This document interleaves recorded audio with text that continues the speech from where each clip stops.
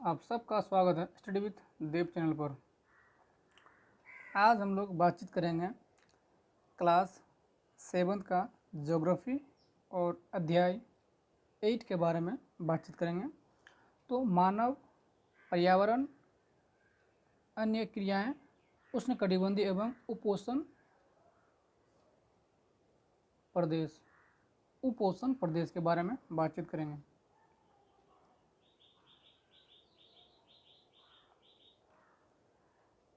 रेणुका बहुत उत्साहित थी। कौन? रेणुका, जिसके चाचा श्रीकांत लगभग 4 महीने के बाद आज घर में थे।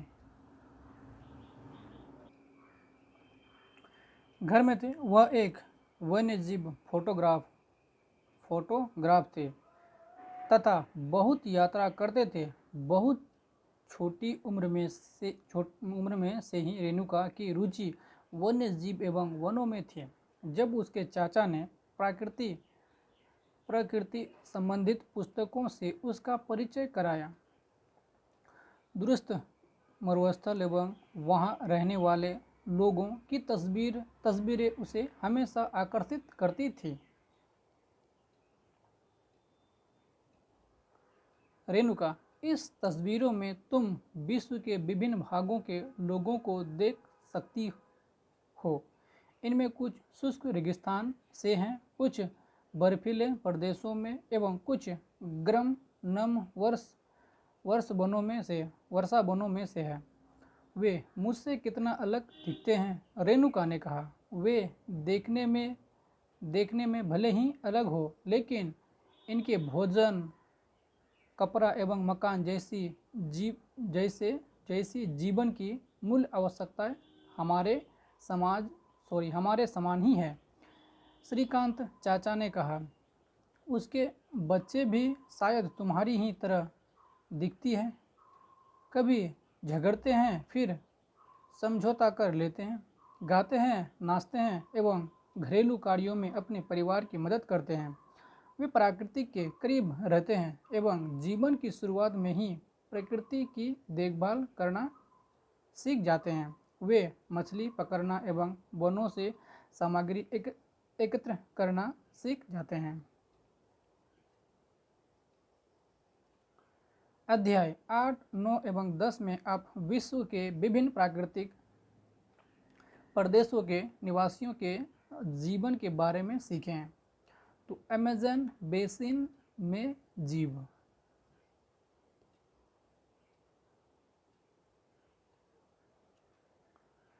तो अमेज़न बेसिन के विषय में जानने से पहले हम मानचित्र देखें। चित्र संख्या 8.2 में ध्यान दें कि उष्णकटिबंधीय कर्क रेखा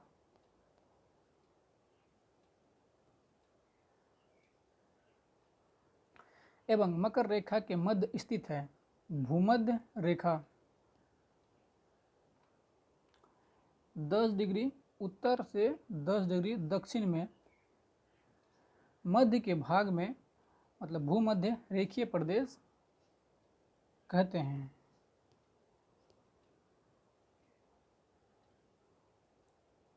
तो दोस्तों, इस बात को दोबारा हम रिपीट कर रहे हैं। तो उष्णकटिबंधीय प्रदेश कर्क रेखा और मकर रेखा के मध्य स्थित भूमध्य रेखा के 10 डिग्री उत्तर से 10 डिग्री दक्षिण के मध्य के भाग को भूमध्य रेखीय प्रदेश कहते हैं। अमेज़न नदी इसी प्रदेश से होकर बहती है। अमेज़न नदी भूमध्य रेखीय प्रदेशों से होकर गुजरती है। गुजरती इसी प्रदेश से होकर बहती है। ध्यान दें कि यह पश्चिम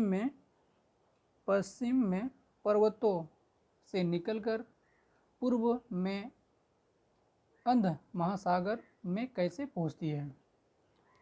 अब समझना, एक बात ध्यान दीजिए कि यह पश्चिम पर्वतों से निकलकर पूर्व अंध महासागर में कैसे पहुंचते हैं। जिस स्थान पर कोई नदी किसी अन्य जल राशि में मिलती है उसे नदी का मुहाना कहते हैं। अब मुहाना का अर्थ आप लोग भली भांति समझ ही गए। मुहाना किसे कहते हैं। तो एक बार फिर रिपीट करते हैं, जिस स्थान पर कोई नदी किसी अन्य जल राशि में मिलती है, जैसे कोई नदी हुआ दूसरी नदी में मिलती है, मतलब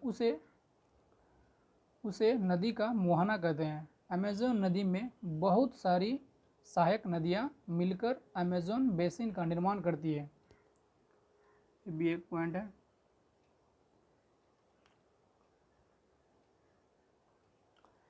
यह नदी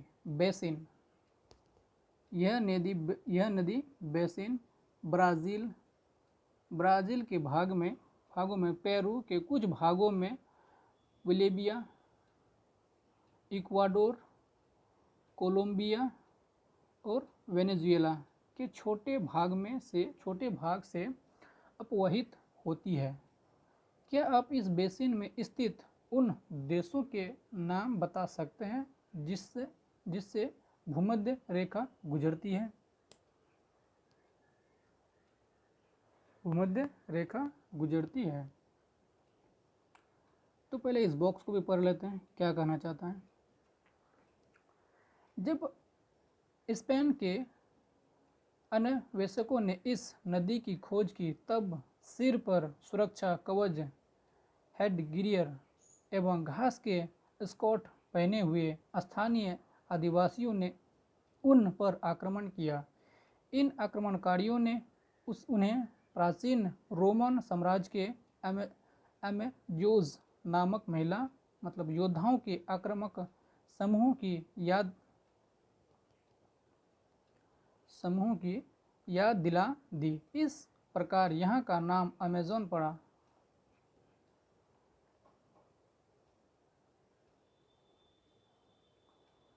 ये है साउथ अमेरिका, दक्षिण अमेरिका।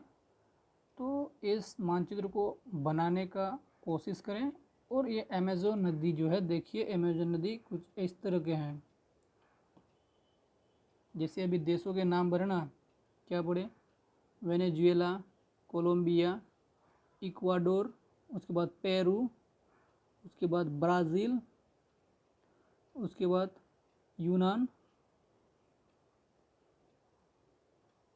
इन सब देशों को अभी हमने पढ़े। इस मानचित्र को बनाने का प्रयास करें। कुछ शब्दावली है उसे देखते हैं। सहायक नदी किसे कहते हैं?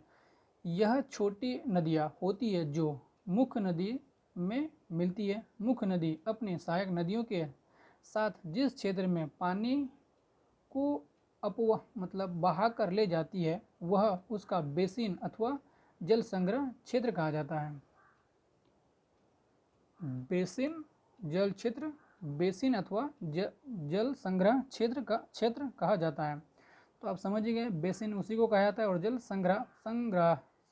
संग्रहण जल संग्रहण क्षेत्र कहा जाता है। दोनों सेम ही बात है, बेसिन और जल संग्रहण दोनों सेम बात है। तो अमेज़न बेसिन विश्व का सबसे बड़ा नदी बेसिन है। आप समझ ही गए हैं। इस नोट को याद रखें, इस बात को याद रखें। विश्व का सबसे बड़ा नदी बेसिन कौन है? तो क्या को अमेज़न बेसिन। पहला प्रश्न, विश्व का सबसे बड़ा नदी बेसिन कहाँ है? तो क्या कहोगे? अमेज़न नदी जो दक्षिण अमेरिका में है।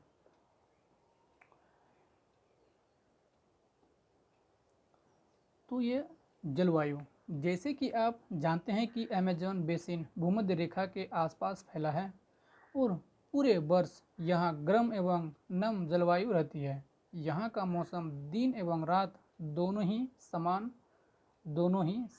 लगभग समान रूप से गर्म एवं आर्द्र होता है तथा शहर में चिपचिपाहट महसूस होती है। इस प्रदेशों में लगभग प्रतिदिन वर्षा होती है।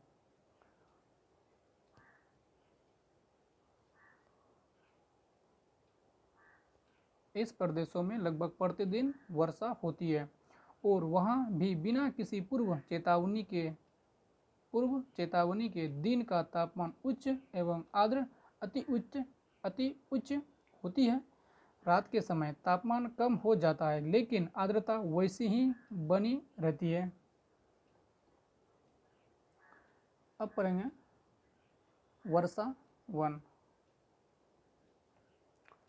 इस प्रदेशों में अत्यधिक वर्षा के कारण यह यहाँ की भूमि पर सघन सघन वन उग जाते हैं। चित्र संख्या 8.3 में दर्शाया गया है। वन इतने सघन होते हैं कि पत्तियों तथा शाखाओं से छत सी बन जाती है। इतना घना होता है कि वहाँ का पत्तियाँ और शाखाएं छत सी बन जाती है, जिसके कारण सूर्य का प्रकाश धरातल तक नहीं पहुँच पाता। आप सोच सकते हैं इतना घना जंगल है।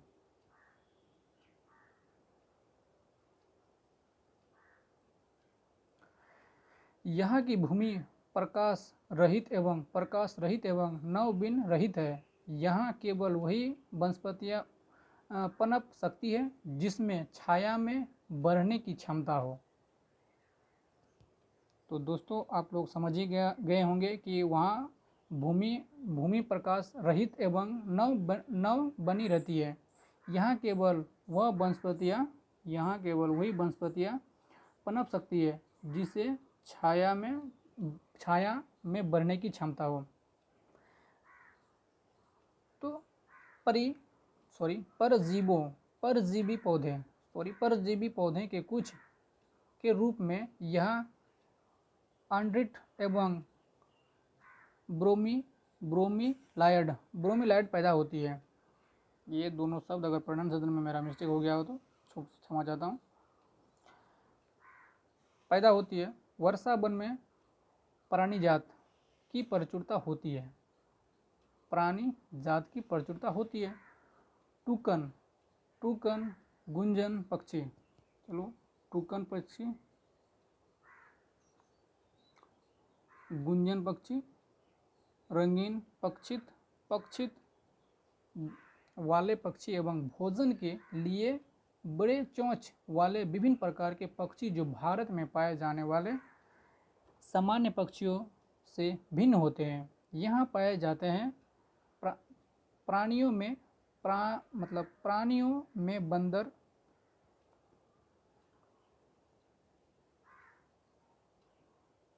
स्लॉथ, चींटी खाने वाले टैपिर भी यहाँ पाए जाते हैं। सांप एवं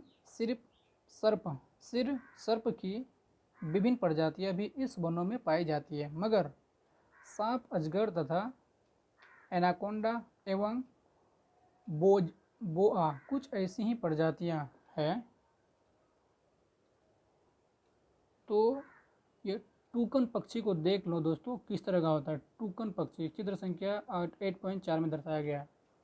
तो यहाँ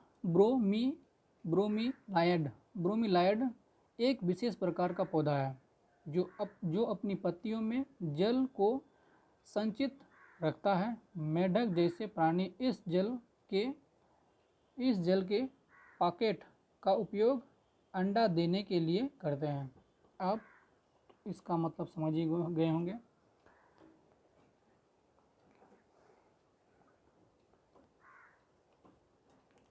इसके अतिरिक्त हजारों कीड़े मकोड़े भी इस बेसिन में निवास करते हैं। मांस खाने वाले पिरानिया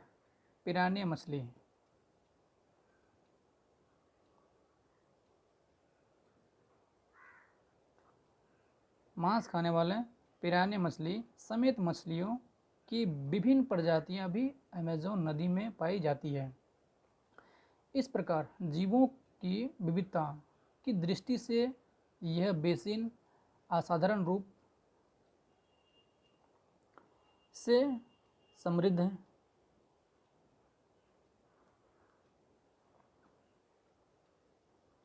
इस जानवर को भी देख लेना, टैपिर के नाम से जाना जाता है। तो वर्षा वन के निवास। यहाँ के लोग छोटे से क्षेत्र में वन के कुछ वृक्षों को काटकर अपने भोजन के लिए फसल उगाते हैं। यहाँ के पुरुष शिकार करते हैं तथा नदी में मछली पकड़ते हैं, जबकि महिलाएं फसलों का ध्यान रखती है। वे मुख्य टेपियोका, अनानास एवं शकरकंद उगाते हैं। टेपियोका अनानास एवं शकरकंद उगाते हैं, मतलब उगाते हैं, क्योंकि मछली या शिकार मिलना अनिश्चित होता है। ऐसे में मछलियां ही अपनी ऐसे में महिलाएं ही अपनी उगाई साग सब्जियां से अपने परिवार का भरण पोषण करते हैं। वे कर्तन एवं दहन कृषि पद्धति, आप समझ गए, ये का उपयोग करते हैं। इसका मुख्य आहार मैनियोक है, जिसे कसावा भी कहते हैं, जिसे क्या कहते हैं, कसावा भी कहते हैं, तथा यह आलू की तरह जमीन के अंदर पैदा होता है। ये चींटियों की रानी एवं अंडाशय भी खाते हैं। काफ़ी, मक्का एवं कोको जैसी नकदी फसल भी यहाँ उगाई जाती है।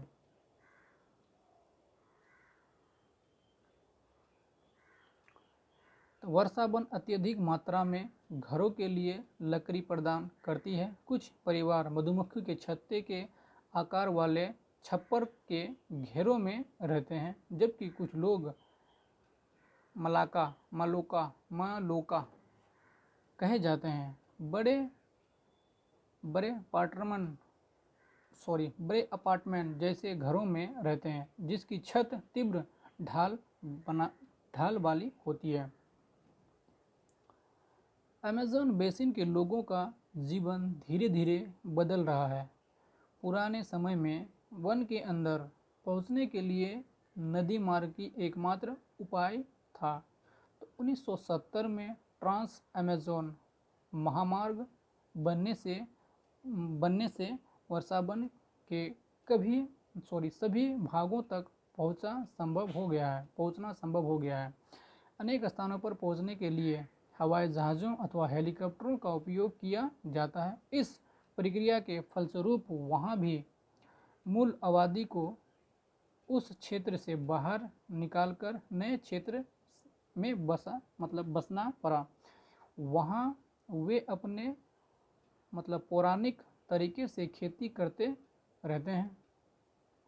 विकास की गतिविधियों के कारण जैविक विविधता वाले वर्षावन धीरे धीरे नष्ट हो रहे हैं। ऐसा अनुमान है कि प्रतिवर्ष अमेज़न बेसिन में वर्षावन का बड़ा भाग लुप्त होता जा रहा है।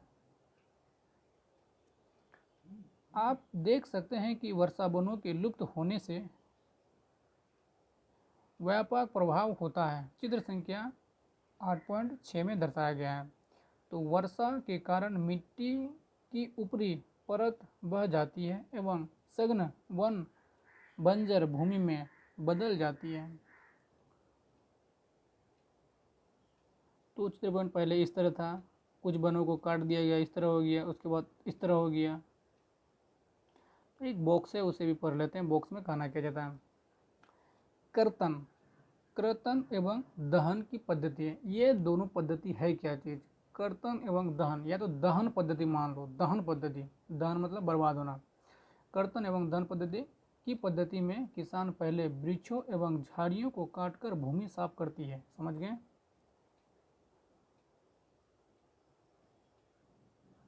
जिससे पोषक तत्व मिट्टी में मिल जाते हैं। मिल जाते हैं। इस साफ भूमि पर कुछ वर्षों तक फसल पैदा की जाती है। जमीन के इस टुकड़े के बार बार प्रयोग में मिट्टी में पोषक तत्वों का अभाव हो जाता है, इसलिए इस टुकड़ों को छोड़ दिया जाता है। दहन पद्धति में इस तरह होता है। इसके बाद फसल उगाने के लिए किसी दूसरे स्थान को साफ किया जाता है। इस बीच पुराने खेतों में छोटी छोटी वृक्ष उग आते हैं। इस प्रकार मिट्टी पुनः उपजाऊ बन जाती है। तब लोग इस भूमि के टुकड़े को पुनः जोत सकते हैं। दोस्तों अब हम लोग पढ़ेंगे गंगा ब्रह्मपुत्र बेसिन में जीवन।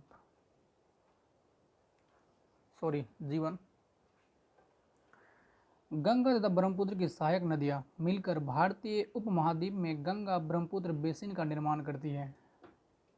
ये एक अच्छी बात है, इसे नोट डाउन करें। चित्र संख्या 8.8। यह बेसिन उपोष्ण में 10 डिग्री उत्तर से 30 डिग्री अक्षांश के मध्य स्थित है। अब आपको पूछ लेगा कि गंगा ब्रह्मपुत्र बेसिन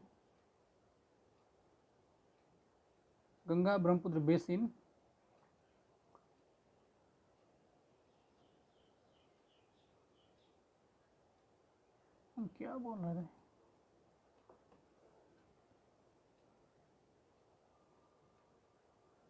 यह बेसिन उपोष्ण में 10 डिग्री उत्तर से 30 डिग्री उत्तर अक्षांश में मध्य स्थित है। घाघरा, उन नदियों के बारे में जानेंगे। घाघरा, सोन, चंबल, गंडक, कोसी और गंगा की सहायक नदियां एवं ब्रह्मपुत्र की सहायक नदियां।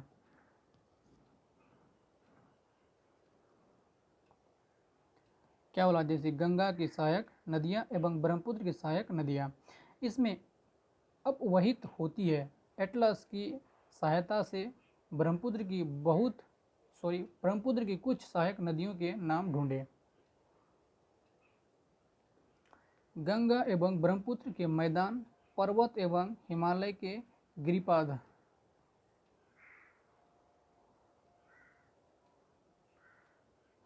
सुंदरबन डेल्टा। तो ये गंगा और ब्रह्मपुत्र बेसिन के बारे में यहाँ दिया हुआ है। तो हम लोग देखेंगे कि ब्रह्मपुत्र नदी यहाँ है और गंगा नदी यहाँ है। तो उसके सहायक नदियों के बारे में पढ़ें, अभी भी हम लोगों ने पढ़े। तो इसे देखने का मतलब इस मैप को बनाने का कोशिश करें और देखें, समझने का भी प्रयास करें।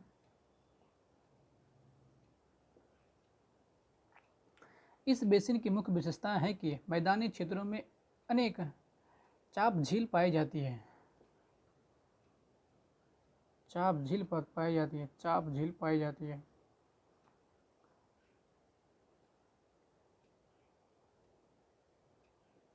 है।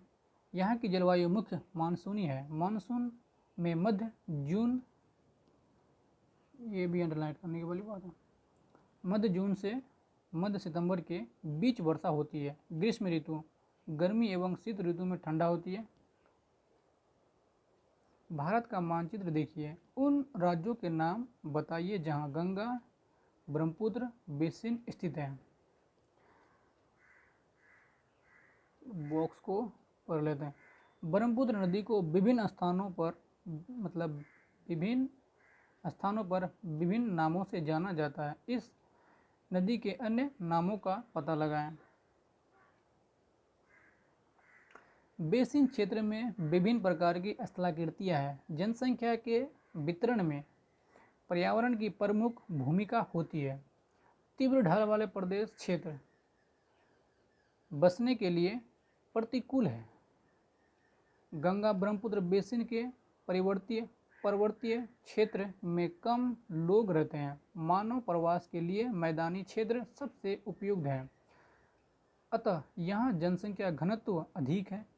यहाँ की मिट्टी उपजाऊ है। जिन स्थानों पर फसल उगाने के लिए समतल भूमि उपलब्ध है वहाँ के लोगों का मुख्य व्यवसाय कृषि है। धान यहाँ के मुख्य फसल है।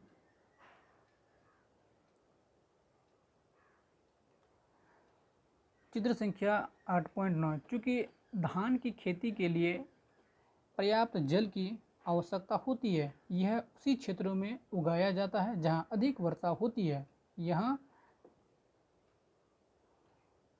उगाई जाने वाली अन्य फसलें क्या क्या है? गेहूँ, मक्का, ज्वार, चना, बाजरा, गन्ना, जूट जैसी नकदी फसल भी उगाई जाती है।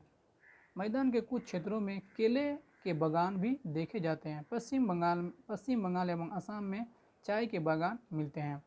बिहार एवं असम के कुछ भागों में सिल्क की कीड़ों का संवर्धन कर सिल्क का उत्पादन करता है। तो मेढ़ ढलान वाले पर्वतों एवं पहाड़ियों पर वेदिकाओं में फसलें उगाई जाती है।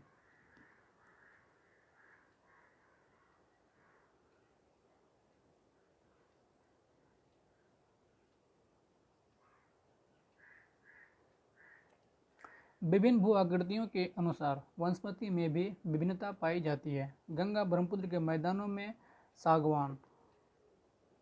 सागवान, साखू, पीपल के साथ उष्णकटिबंधीय पर्णपाती पेड़ भी पाए जाते हैं। ब्रह्मपुत्र के मैदान क्षेत्रों में घने बांस के घने झुरमुट पाए जाते हैं।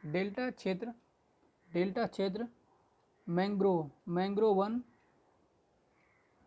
से घिरा है। उत्तराखंड, सिक्किम एवं अरुणाचल प्रदेश की ठंडी जलवायु एवं तीव्र ढाल वाले भागों में क्या पाया जाता है? चीड़, देवदार एवं फर जैसे शंकुधारी पेड़ पाए जाते हैं। तो जनसंख्या घनत्व का अर्थ क्या होता है? जनसंख्या, हम इस बॉक्स को पढ़ रहे हैं। जनसंख्या घनत्व का अर्थ क्या होता है? 1 वर्ग किलोमीटर क्षेत्र में रहने वाले लोगों की संख्या। उदाहरण के लिए झारखंड का जनसंख्या घनत्व 189 है, जबकि पश्चिम बंगाल का घनत्व कितना? 1029 तथा बिहार का 1102।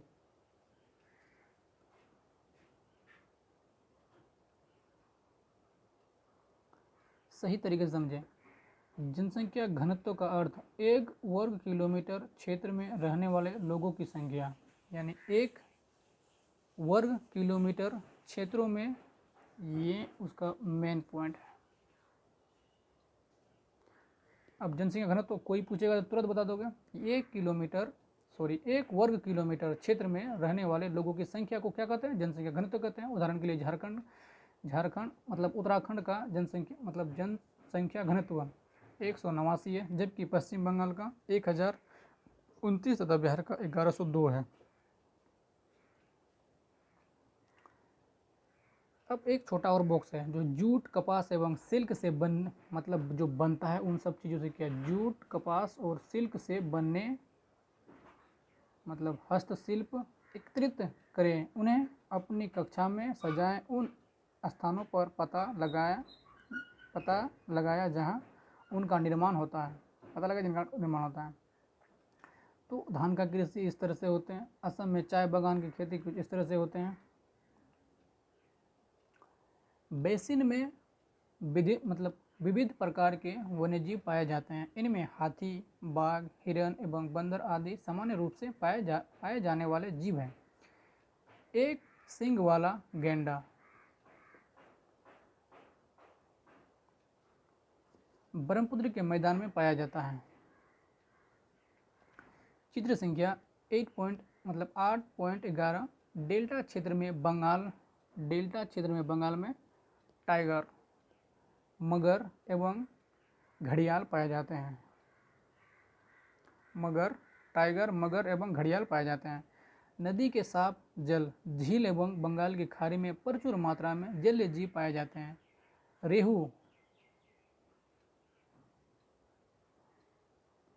रेहू, कतला, ये मछली का नाम है। हिल्सा मछली की सबसे लोकप्रिय प्रजाति है। वाव। मछली एवं चावल इस क्षेत्र में रहने वाले लोगों का मुख्य आहार है। तो मछली का जो लोकप्रिय मछली की प्रजाति के बारे में पूछे तो क्या कहोगे? रेहू, कतला एवं हिल्सा। तो अभी ब्रह्मपुत्र डेल्टाई क्षेत्र में एक सींग वाला गैंडा कुछ इस तरह से होंगे, मगर कुछ इस तरह से होंगे, और झील जीविका का साधन, इसे पढ़ लेना दोस्तों, ये कुछ कहानी टाइप का बताया गया है।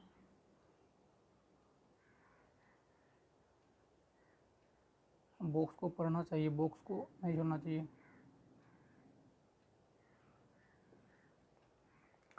वेदिकाओं का निर्माण खड़ी ढालों पर समतल सतह बना कर कृषि करने के लिए होता है। ढलान को इसलिए हटाया जाता है कि जल का प्रभाव तीव्रता से न हो। अब कुछ यहाँ बोला, गंगा एवं ब्रह्मपुत्र नदी के अवलवन जल में एक प्रकार की डॉल्फिन पाई जाती है जिसे स्थानीय भाषा में शिशु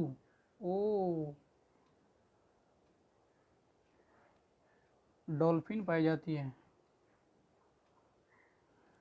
शिशु अथवा अंधी डॉल्फिन कहा जाता है।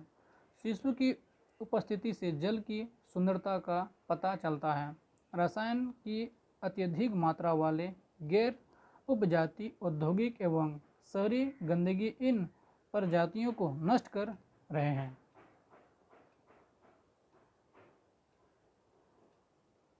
तो इस बॉक्स को भी पढ़ लेते हैं। सर्वभौतिक व्यवस्था कवरेज प्राप्त करने और स्वच्छता पर ध्यान केंद्रित करने से प्रयासों में तेजी लाने के लिए भारत के प्रधानमंत्री ने 2 अक्टूबर 2014 को स्वच्छ भारत मिशन का आरंभ किया था। तो यह पॉइंट बहुत ही खतरनाक है दोस्तों। कभी भी कंपटीशन एग्जाम में कहीं भी पूछ सकता है कि स्वच्छ भारत मिशन कब प्रारंभ किया गया था। तो 2 अक्टूबर 2014 को, यानी मतलब स्वच्छ भारत मिशन कब शुभारंभ किया था या प्रारंभ किया गया था या चालू किया गया था। तो क्या कहोगे, आपका प्रश्न बना है तो 2 अक्टूबर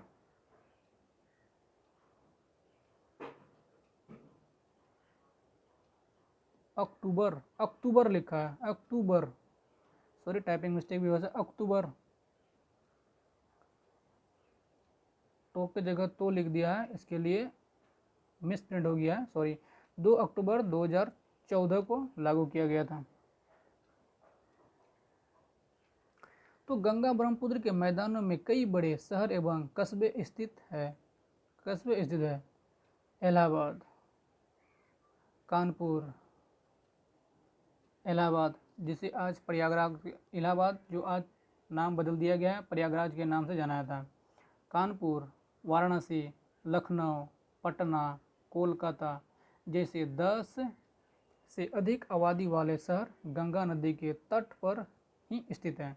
चित्र संख्या 8.13। इन शहरों तथा जहां स्थित उद्योग का गंदा पानी बहकर नदी में ही जाता है, जिससे नदी प्रदूषित होती है। बेसिन में यातायात का सुविधा मतलब सुविकसित तंत्र उपस्थित है। आप देख सकते हैं कि गंगा ब्रह्मपुत्र बेसिन में यातायात के 4 मार्ग मतलब सुविकसित है। मैदानी इलाकों के लोग सड़क मार्ग एवं रेल मार्ग द्वारा एक स्थान से दूसरे स्थान तक जाते हैं। नदी के तट क्षेत्रों में जल मार्ग यातायात का प्रभावशाली माध्यम है। कोलकाता हुगली नदी पर स्थित है। अब एक प्रश्न यह है, कोलकाता कौन नदी के बगल में स्थित है?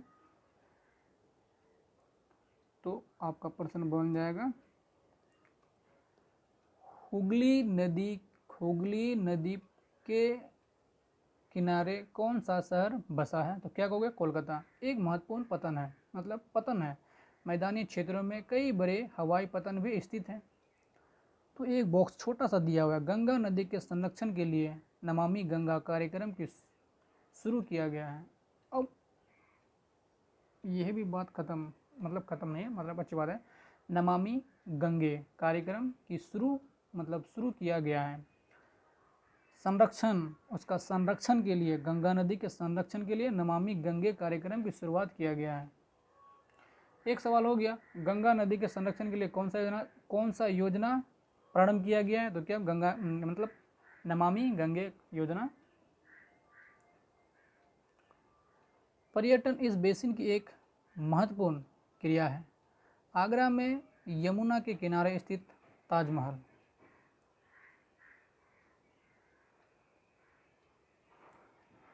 ताजमहल इलाहाबाद यानी प्रयागराज में गंगा एवं यमुना नदी के संगम, उत्तर प्रदेश एवं बिहार में बौद्ध स्तूप, लखनऊ का मतलब इमामबाड़ा और असम का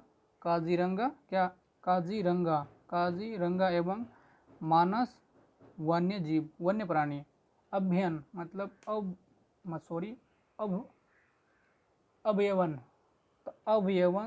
तथा अरुणाचल प्रदेश की विशिष्ट जनजाति संस्कृति जैसे कई दर्शनीय स्थान है।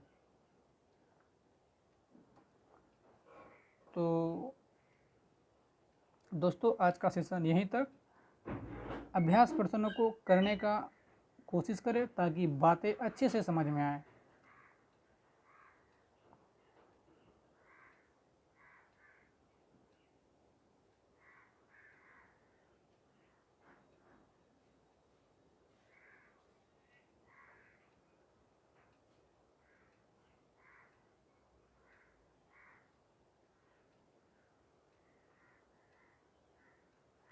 तो दोस्तों नेक्स्ट क्लास में हम लोग पढ़ेंगे रेगिस्तान में जीवन। तो दोस्तों चैनल को सब्सक्राइब करें, लाइक करें और शेयर भी करें ताकि हम ये वीडियो बनाने में दोस्तों चैनल को सब्सक्राइब करने में कोई पैसा नहीं लगता है, तो प्लीज़ चैनल को सब्सक्राइब करें।